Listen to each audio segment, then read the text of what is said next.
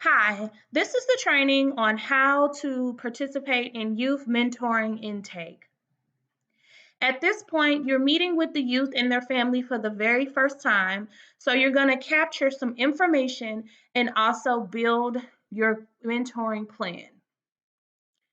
Here at the beginning of the form is just basic personal information.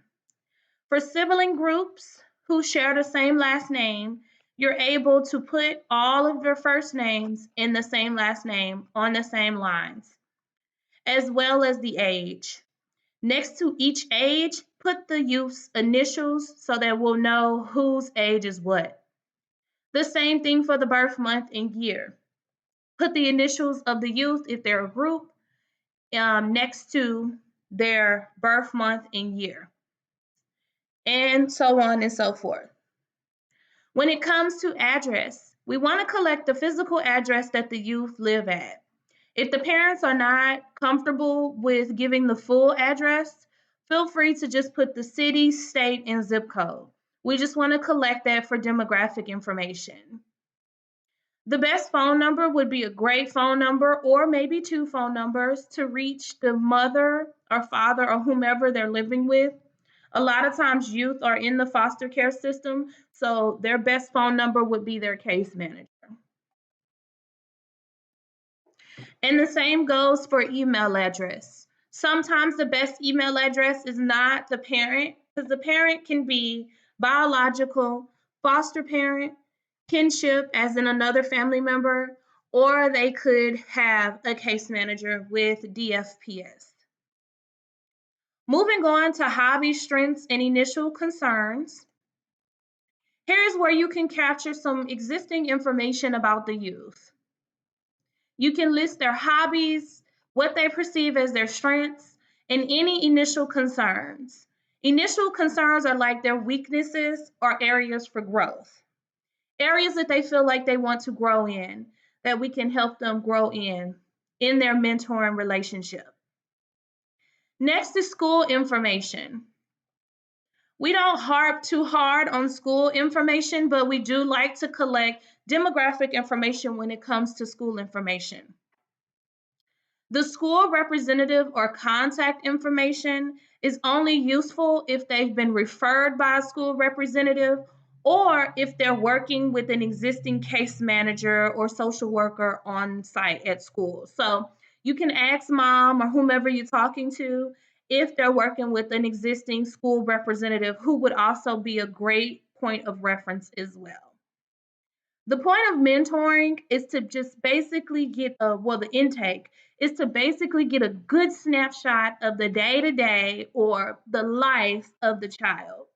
We want to make sure that we capture the full gamut of their environment so we can better accommodate them. Emergency contact is very important. You want to get an emergency contact that is readily available if anything should happen.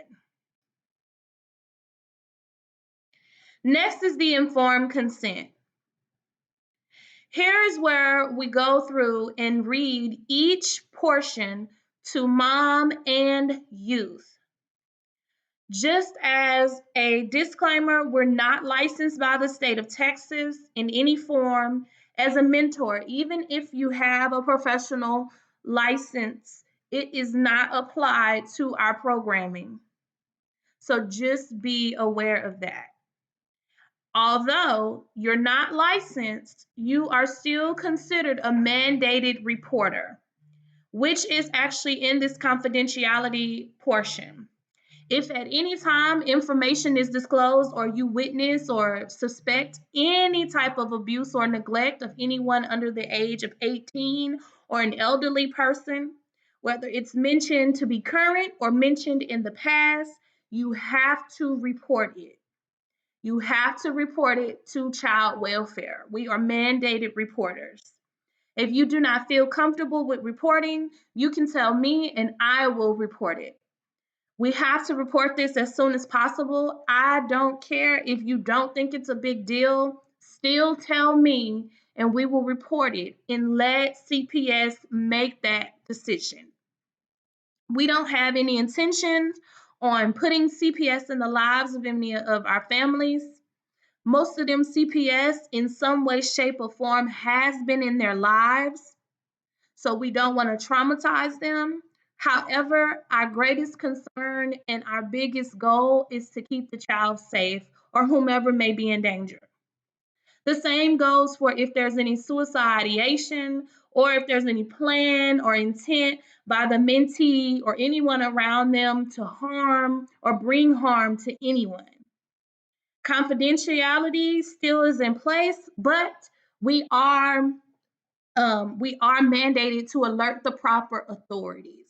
So if any time this becomes an issue, please, please, please report it. Whether you feel comfortable reporting it yourself by, telling the police or whomever, you can report it to me and I will get that taken care of. In emergencies, you are free to share my information for drastic emergencies like the reporting, or if they have to go to an emergency room, or if the police department has to become involved and all that good stuff. It's your responsibility to seek the appropriate resources in emergency situations. That goes to the mentee and their parent. So if, for example, we're out and we're in an outing and kid has an emergency situation, we're going to use our resources that we deem necessary, whether it's a trip to Cook Children's or the nearest local hospital. We're going to use our resources that are necessary to get that child out of that emergency situation. Now, if mom has the child and she's in an emergency situation, mom is responsible for that child and getting them the care that they need. The mentor can help and facilitate, but mom is ultimately responsible when mom is present. Mom, dad, or whomever. Please have them sign it. When you initially fill this out, you're going to be doing it electronically. So don't worry about signing it right now.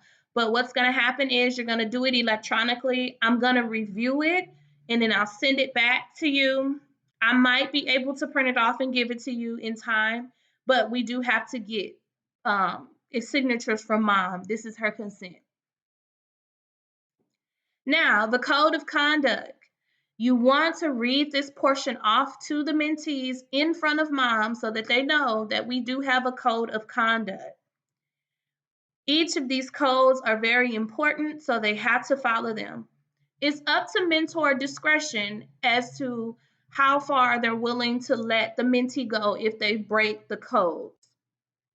Breaking the codes usually has a two-step process. Or three-step, you can say. The first step is if they break a code, they get a verbal warning, that they're at risk of losing their spot in the program. If they break the code again or however many more times, then they're placed on probation. They can't participate in the program for a certain amount of time, depending upon the severity of the situation. And then finally, the last step is complete exit from the program. They won't get to participate in the program. Any and all of these can result in suspension or termination from the program. You don't have to follow the different steps. You can go straight to termination, depending upon what the situation is. Be sure that they know the code of conduct and that they're able to sign it. And again, this is going to be electronic. Download this onto your nearest computer and have them you can either have them electronically sign, or you can just get them to verbally consent, and then, keep moving in this document. So now we are on to the goals. For the program, we deal in different domains. We have 6 domains: college preparedness, career readiness, basic computer and business system skills, transitional life skills, financial literacy, and community involvement. Each goal, there's about 3 goals. Each goal can have more than one domain. For example, if the goal is for within 2 weeks for the youth to be signed up for a youth sports team that is affordable to mom, then that would be transitional life skills and community involvement. If one goal is for the youth to acquire a job within 60 days or however, that would be career readiness, but it will also be financial literacy. As you go through the goals, the goal is the main thing that you want to do. It's a SMART goal, so it has to be specific. You have to be able to measure it. It has to be achievable. It has to be reachable or realistic. And then it also has to have a time frame.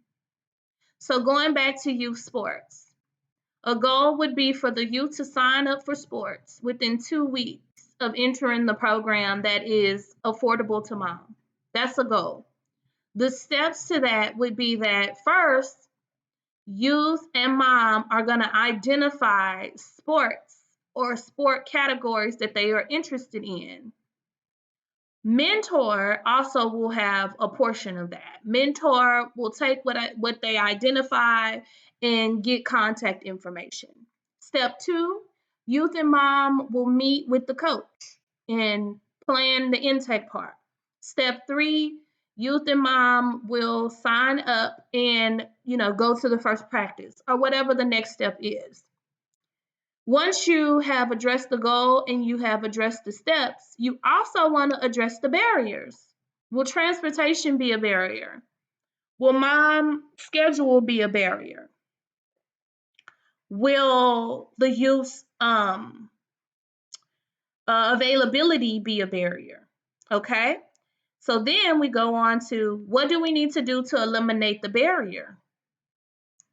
Do we need mom to create a plan for how she's going to get the youth there? Do the mentor need to check in and remind them of their youth sports activities every Tuesday?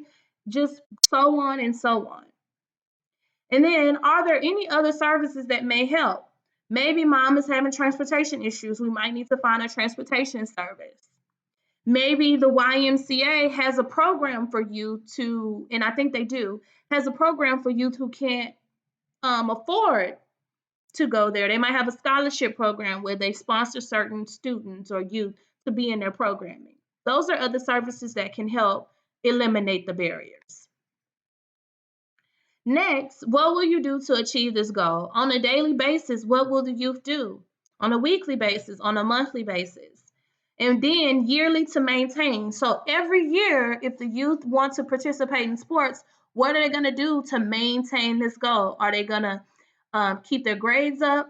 Is mom just going to add this to her things to do? Is the mentor going to create them an actual schedule and plan? Are they going to create a relationship with that team and who develops it or the coach?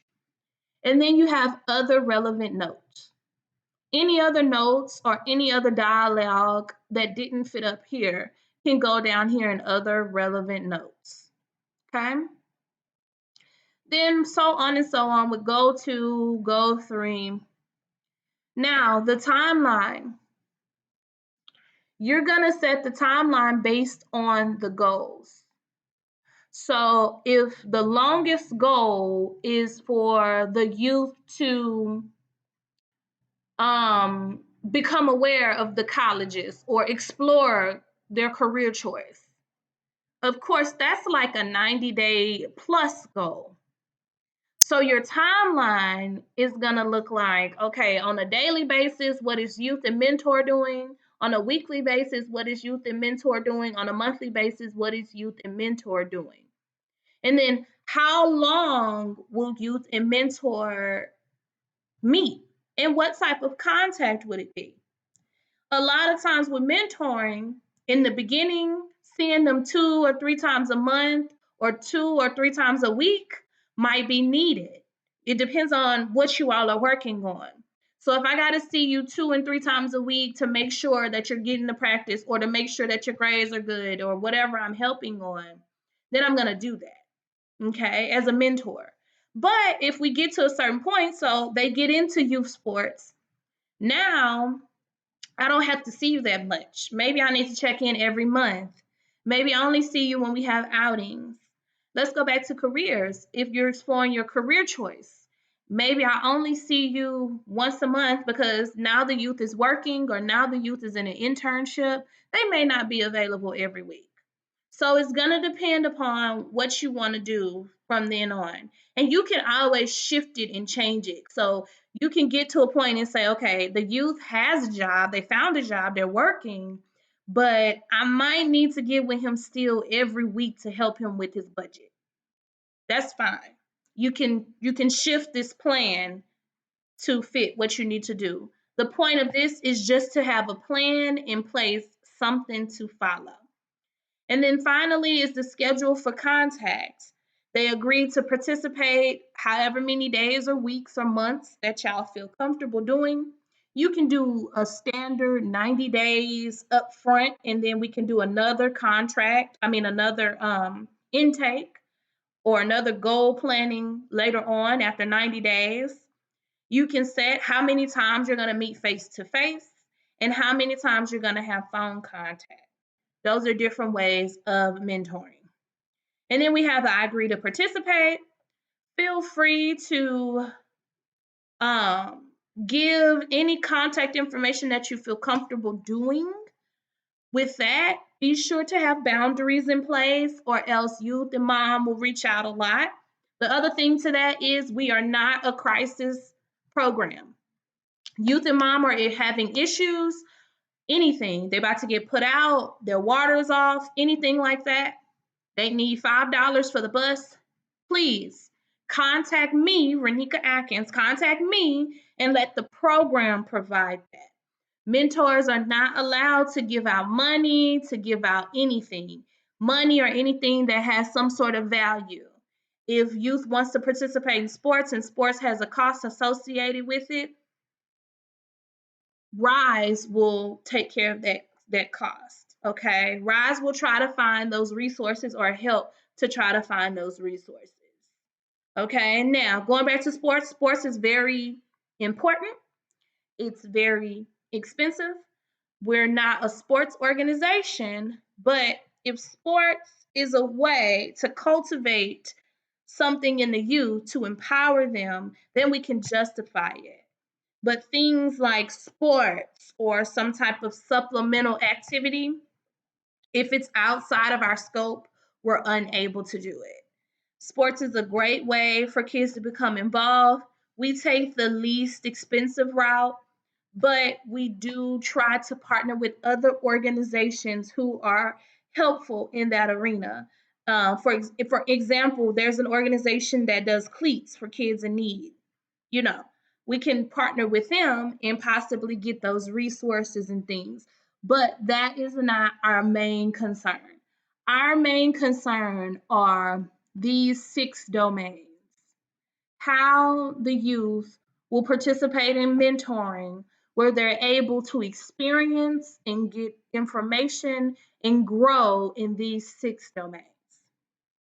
Okay, so that is the intake form. If you have any questions or concerns, please reach out to me. Just here, they have 24 hours to say that they cancel. It's a 24-hour cancellation. So if before your meeting, they have 24 hours to cancel before the meeting. Anytime, at any time. It's up to you as the mentor if you're gonna take late cancellation. Sometimes things happen, 2 hours before the meeting, the car breaks down. Okay, that's fine. You can use your own discernment for that. But if it becomes an issue, if it becomes a hassle, if it becomes an inconvenience to you, please communicate that information to me. The population we work with is not very flexible, and it's not very static. So it changes a lot. Its situations change, status of their case and living situations change a lot because we're working with the vulnerable population.